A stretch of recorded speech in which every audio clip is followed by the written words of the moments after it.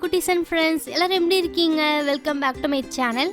So இன்றைக்கி நம்ம பார்க்க போகிற வீடியோ என்னன்னு பார்த்தீங்கன்னா க்ளீனிங் டிப்ஸ் தான் நான் வந்து தரப்போகிறேன்.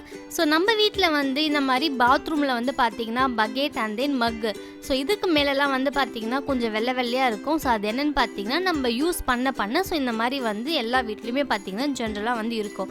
ஸோ இதை எப்படி நம்ம க்ளீன் பண்ணலாம், ஸோ அதுவும் நம்ம வந்து வீட்டில் இருக்க தேவையான திங்ஸை வச்சு நம்ம எப்படி க்ளீன் பண்ணலாம் இந்த வீடியோவில் வந்து சொல்லி கொடுக்க போகிறேன்.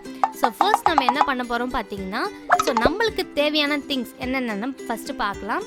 ஸோ நம்மளுக்கு வந்து புளிச்ச மாவு, ஸோ வீட்டில் வந்து நம்ம மாவு வந்து இட்லிக்கெலாம் யூஸ் பண்ணுவோம்ல, ஸோ ஃபைனல் டேயில் வந்து அந்த மாவு பார்த்திங்கன்னா கொஞ்சம் புளிச்சிடும்.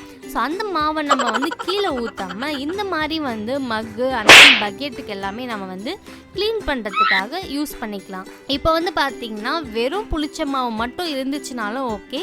ஸோ இது கூட என்னென்னலாம் ஆட் பண்ணிக்கலாம்னு பார்த்தீங்கன்னா பேக்கிங் சோடா ப்ளஸ் கேர்டை வந்து பார்த்தீங்கன்னா நல்லா புளிச்ச கேர்டாக வந்து இருக்கணும். புளிச்ச மாவு ப்ளஸ் புளிச்ச தயிர் இது ரெண்டுமே வந்து நம்ம நல்லா மிக்ஸ் பண்ணிவிட்டு, ஸோ நம்ம வீட்டில் இருக்க பக்கெட் மக்கு, ஸோ உங்கள் வீட்டில் எத்தனை திங்ஸ் இருக்கோ அதுக்கு ஏற்றது போல் நம்ம அமௌண்ட் ஆஃப் அந்த மிக்சரை வந்து நல்லா வந்து ப்ரிப்பேர் பண்ணிக்கோங்க. பண்ணிவிட்டு நீங்கள் வந்து உள்ளே வெளியே ஸோ எல்லா இடத்துலையுமே வந்து நம்ம அந்த பேஸ்ட்டை வந்து ஃபுல்லாக நம்ம வந்து அப்ளை பண்ணிவிட்டு, ஸோ அப்ளை பண்ணிவிட்டு அப்படியே ஒரு ½ வந்து தனியாக ஒரு பிளேஸில் பார்த்திங்கன்னா எடுத்து வச்சுருங்க. ஓகே, ஸோ எடுத்து வச்சுட்டு ½ கழித்து நீங்கள் என்ன பண்ண போகிறீங்கன்னா நார்மல் வாட்டர்லேயே வந்து இதை நீங்கள் வாஷ் பண்ணுங்கள்.